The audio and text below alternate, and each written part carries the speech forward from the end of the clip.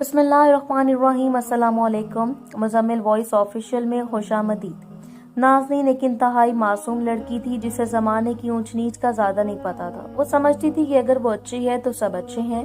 अपनी इसी सादगी की वजह से कई बार वो लोगों से धोखा भी खा चुकी थी, मगर बदस्तूर वो लोगों को माफ़ कर देती थी। शायद इसका ज़र्फ बहुत बड़ा था, या शायद इसका दिल। मगर अब की बार वो जहाँ अपने दिल को आजमाने चली थी वो कोई आसान जगह न थी। वहाँ कदम कदम पर इसके लिए आजमाइश थी। इसके लिए साहिल का रिश्ता आया था, जो कि 5 बहनों का इकलौता भाई था। अच्छा कमाता और जो भी कमाता माँ और बहनों के लिए काफी होता। साहिल अपनी माँ और बहनों पर जान छिड़कता था, जो वो कह देती पत्थर पर लकीर होता। दुनिया की तमाम तर साजिशों से पाक नाज़नीन के लिए जब साहिल का रिश्ता आया तो सादा लो माँ बाप ने इस बना पर कि अच्छा कमाता है, नाज़नीन के नसीब को साहिल से जोड़ने का सोचा और थोड़ी सोच विचार के बाद हाँ कर दी। अब तो जैसे नाज़नीन साहिल के सपने देखने लगी थी, खुद ही इससे बातें करके मुस्कुराती रहती। साहिल नाज़नीन की जिंदगी में आने वाला वो वाहिद मर्द था। मंगनी के बाद साहिल ने नाज़नीन के लिए एक बहुत खूबसूरत मोबाइल खरीदा और एक दिन चचा सलीम से मिलने के बहाने घर जा पहुंचा। चचा सलीम नाज़नीन का बाप था, जो यूं दामाद को देखा तो फूले न समाया और घर के अंदर ले आया। एक पुरानी कुर्सी जिसका कपड़ा भी काफी पुराना था, इसको झाड़ कर साहिल को इस पर बैठाया और खुद नाज़नीन की माँ को बुलाने चला गया। इसी दौरान नाज़नीन साहिल की मौजूदगी से बेखबर गुनगुनाती हुई कमरे में आई और आईने में शक्ल देखने लगी और लगी खुद से बातें करने। बोलो साहिल, तुम्हें तुम्हारी नाज़नीन कैसे लगती है, अच्छी या बुरी? पहले तो साहिल नाज़नीन को यूं देखकर सटपटा गया, मगर जब नाज़नीन की बात सुनी तो एक मुस्कुराहट इसके लबों पर दौड़ गई। वो जल्दी से नाज़नीन के पीछे आकर खड़ा हो गया। अब शीशे में 2 वजूद थे। नाज़नीन ने जो शीशे में साहिल को देखा तो एकदम घबरा गई और फौरन पलटी। साहिल ने नाज़नीन को कांधे से पकड़ा और लाल सुर्ख आंखों से मचलते जज्बात से बोला, साहिल की जान, तुम साहिल को बहुत प्यारी और बहुत मासूम लगी हो। पहले मुंह दिखाई का पहला तोहफा कबूल करो। साहिल ने जेब से मोबाइल निकालकर नाज़नीन के हाथ में थमा दिया। ये क्यों जी? नाज़नीन ने कांपते लबों से धीरे से पूछा। ताकि तुम्हें सुन सकूं, शाम को कॉल करूंगा। साहिल ने नाज़नीन के गाल थपथपाते हुए कहा। नाज़नीन करंट खाकर पीछे हुई। इसी दौरान इसे अब्बू के बोलने की आवाज आई और वो भागती हुई वहां से चली गई। साहिल जल्दी से सोफे पर बैठ गया और मुस्कुराने लगा। कमरे में बंद होकर जाने कितनी देर वो दीवार के साथ लगकर बेतरतीब सांसों को दुरुस्त करती रही। जब ओसान बहाल हुए तो अपने गालों पर हाथ लगाया। इससे शदीद शर्म आई और इसने शर्म से आंखें बंद कर ली। नाज़नीन मासूम को ये नहीं पता था कि मोबाइल लेकर इसने कितनी बड़ी गलती की है। दोनों की रोज बातें होती। नाज़नीन को तो जैसे साहिल से इश्क हो गया था। एक दिन नाज़नीन की बड़ी नंद अपने शौहर और बच्चों के साथ नाज़नीन के घर जा पहुंची। नाज़नीन ने जी जान से खिदमत की। सारा दिन काम करके इसकी कमर टूटने वाली हो गई थी, मगर वो खुश थी और सोच रही थी कि अब नंद भी खुश होगी। जब जाने का वक्त आया तो सब दरवाजे तक शैलाबाजी को छोड़ने आए, मगर इसी दौरान नाज़नीन की जूती टूट गई। वो जूती बदलने अंदर गई, मगर तब तक सब जा चुके थे। उसे बहुत दुख हुआ कि वो शैलाबाजी से मिल नहीं सकी। इस बात का शैला ने बहुत बुरा मनाया और जाकर साहिल के खूब कान भरे। रात को साहिल ने फोन नहीं किया। नाज़नीन बेचारी सारा दिन इंतजार में रही। वो तो खुश थी कि साहिल को भी अच्छा लगा होगा। 2-3 दिन गुजर चुके थे, साहिल की तरफ से खामोशी थी। इस वक्त साहिल खाना खा रहा था जब फोन की बेल हुई। इसे नवाला मुंह में डालकर मोबाइल निकाला और नंबर देखकर काट दिया। एक बार फोन की बेल फिर बजी। साहिल ने गुस्से से फोन को देखा और बाहर आकर फोन उठाया। क्या मसला है? जब एक बार कॉल काट दी है तो क्यों फोन कर रही हो? जवाब में नाज़नीन की सिसकियों की आवाज सुनाई दी। एक लम्हे के लिए इसका दिल पिघला, मगर फिर इसका दिल सख्त हो गया। क्या ड्रामा कर रही हो? मैं ड्रामा नहीं कर रही, आपकी नाराजगी से परेशान हूँ। अगर इतने मेरी नाराजगी की परवाह होती तो यूं कभी मेरी बहन की बेइज्जती न करती। साहिल ने गुस्से से कहा। मगर मैंने तो इनकी इतनी खिदमत की थी। नाज़नीन ने हैरानगी से कहा। तो अब तुम जता रही हो? साहिल की बात सुनकर नाज़नीन तड़प उठी। ऐसी बात नहीं है साहिल, बाखुदा मैं नहीं जानती कि किस बात का शैला बाजी ने बुरा मनाया है। नाज़नीन, बीवी मेहमान को सिर्फ खिलाना ही सब कुछ नहीं होता, इनको इज्जत भी देनी होती है। तुम दरवाजे तक छोड़ने क्यों नहीं आई? मेरी बहन को। साहिल की बात सुनकर तो जैसे नाज़नीन का मुंह खुला का खुला रह गया। मतलब एक जरा सी गफलत और कैसे साहिल तक सब कुछ यूं पहुंचाया गया। मैं माफी चाहती हूँ साहिल, आइंदा ऐसा नहीं होगा। पहली गलती समझकर माफ कर रहा हूँ, समझी? आइंदा शिकायत का मौका न मिले। जी आइंदा ख्याल रखूंगी, नाज़नीन ने आंसू पीते जवाब दिया। खाना खाकर बात करता हूँ, नाज़नीन ने सुनकर फोन काट दिया। नाज़नीन की अब अक्सर शामत आई रहती थी। कभी छोटी नन को सालगिरह का गिफ्ट पसंद नहीं आया तो कभी मंझली वाली को खाना नहीं पसंद आया। इस तरह करते शादी का दिन आ गया। आज साहिल ने ऑफ वाइट शेरवानी और लाल किला पहना था। अपनी वजाहत के नशे में चूर साहिल नाज़नीन को अपने घर ले आया। अगर आज चौदहवीं का चांद भी नाज़नीन को देखता तो शर्मा जाता, मगर इस वक्त सख्त दिल साहिल का दिल देखने वाला था। जब कमरे में नाज़नीन इसका इंतजार कर रही थी और वो माँ बहनों के साथ कमरे में बैठकर बातें कर रहे थे।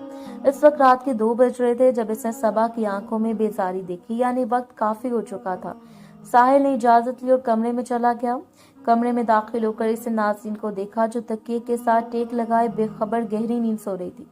साहिल दबे पांव चलता हुआ इसके पहलू में आकर लेट गया। सुबह हुई, नाज़नीन कमरे में बैठी थी जब साहिल गुस्से से कमरे में दाखिल हुआ। चलो उठो और नाश्ता लाओ मेरे लिए। नाज़नीन ने हैरत से साहिल को देखा। ऐसे क्या देख रही हो, सुना नहीं? जाओ नाश्ता लाओ। साहिल का गुस्सा देखकर नाज़नीन जल्दी से जूता पहनकर किचन में आ गई। सामने शहला बाजी को देखा और सलाम किया। वालेकुम अस्सलाम। शहला ने ऊपर से नीचे तक नाज़नीन का जायजा लेते हुए कहा, नाश्ता बनाने लगी हो क्या?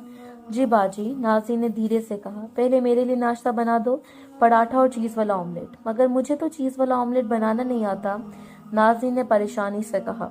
ए लो, अम्मा ने गुस्से से देखा। अब ना बनाने के बहाने रहने दो अम्मा, इसलिए कहती थी इतने छोटे लोगों में शादी ना करो। अब इसको क्या पता चीज वाला ऑमलेट किस बला का नाम है। सबा की बात सुनकर सब हंसने लगे। नाज़नीन की आंखों में आंसू आ गए। लो अब महारानी रोने लग गई है। साहिल, ओ साहिल किधर है, इधर आ। शहला ने बुलंद आवाज से साहिल को पुकारा। साहिल सीढ़ियां फैलाता हुआ नीचे आया। क्या हुआ? अब तेरी कल की आई बीवी हमें आंखें दिखाती है। मैंने कहा चीज वाला ऑमलेट बना दो तो साफ जवाब दे दिया कि खुद बना लो। नाज़नीन गंग होकर शहला को देखने लगी। इसने ऐसा कब कहा था? आपा, इसकी इतनी जुर्रत, आपको मना करे? साहिल ने आग बरसाती आंखों से नाज़नीन को देखा। साहिल ने जूते से नाज़नीन को मारना शुरू कर दिया। खुदा के लिए साहिल, मुझ पर रहम खाए, मैंने ऐसा कुछ नहीं किया, नाज़नीन ने रोते हुए कहा। मगर साहिल बदस्तूर नाज़नीन को मारता रहा। किसी ने आगे बढ़कर इसको मना नहीं किया।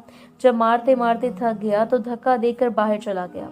तकलीफ की शिद्दत से नाज़नीन की आंखों में आए आंसू नाज़नीन के दिन रात इसी तकलीफ में गुजरते रहे, यहाँ तक कि वो माँ बन गई।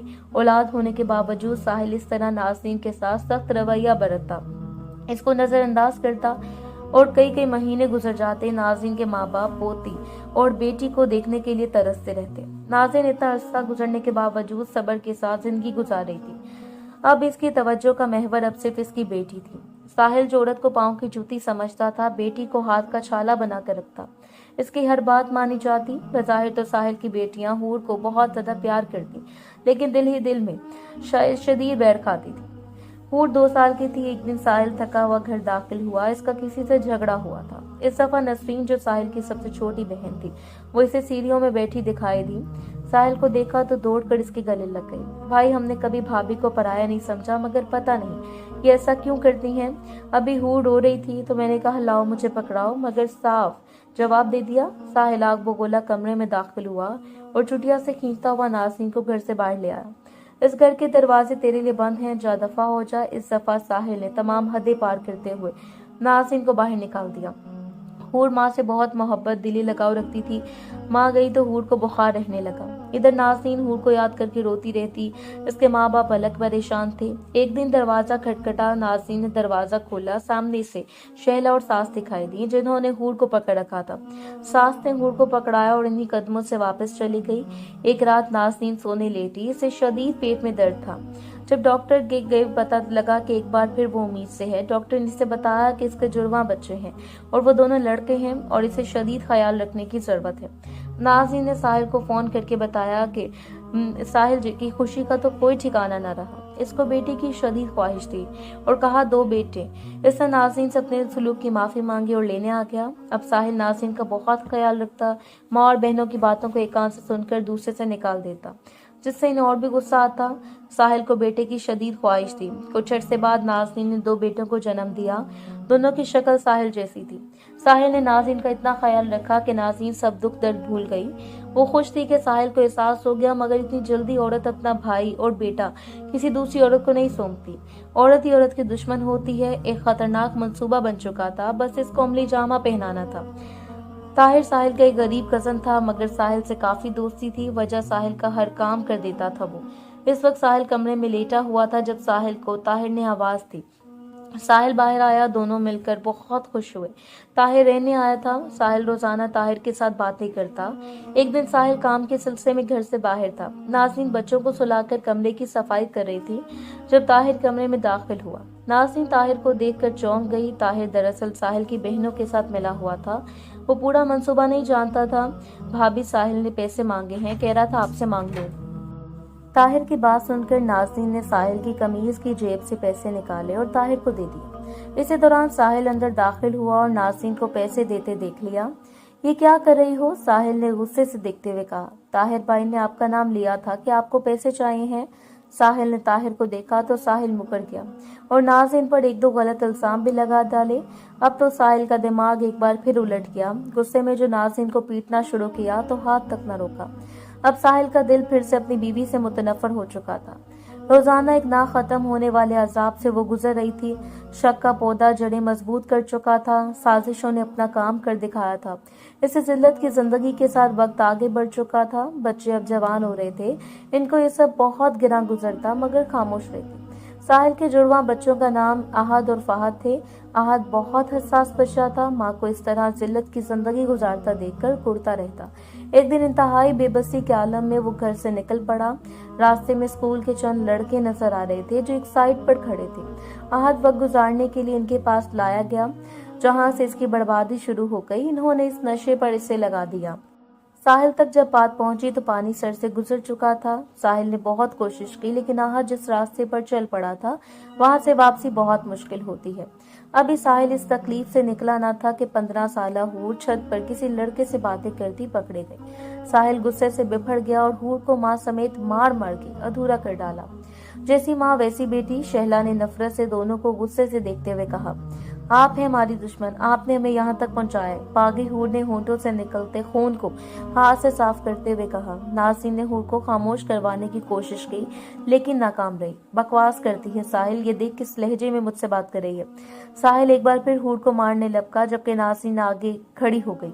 अब नहीं साहिल, अब बहुत हो गया। तेरी इतनी जरूरत तो मेरा रास्ता रोके, मैं तुझे तलाक देता हूँ। साहिल ने नाज़नीन को खड़े खड़े 3 तलाकें दे डाली।